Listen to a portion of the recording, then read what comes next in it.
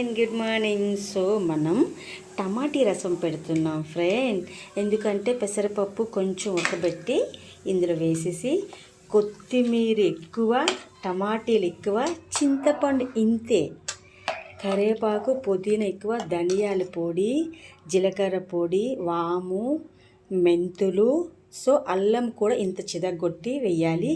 ఇదంతా ఫుల్గా బాయిల్ అయిన తర్వాత వడకట్టేసి ఈ రసాన్ని వెల్లుల్లిపాయలు వింగవ వేసి పోపు వేసి ఎట్లా ఉంటుంది, రజనీ నవ్వు లెక్క ఉంటుంది. సో ఒక 2 ఆమ్లెట్లు వేసుకొని బయట వెదరు చల్లగా రజనీ కిచెన్లో టమాటీ రసం వేడిగా, అబ్బబ్బో అయ్యయ్యో అమ్మమ్మ వద్దమ్మో చాలా బాగుంటుంది ఫ్రెండ్. తింటే కదా తెలిసేది. పిల్లలు ట్యాబ్లెట్లు వేసుకోండి, టానిక్ వేసుకోండి అంటే వేసుకోరు కదా. బాబుకి చాలా జలుబు ఉంది, దగ్గు ఉంది, ఇది తాగితే అంతే మరి అట్లా ఉంటుంది మనతో.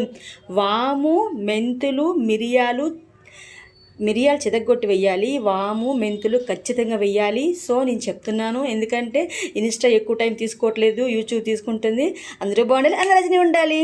అమ్మ, నాన్న, ఆవకాయ, వేడి వేడి టమాటీ రసం ఇప్పుడు ఎప్పటికీ బోరు కట్టదు.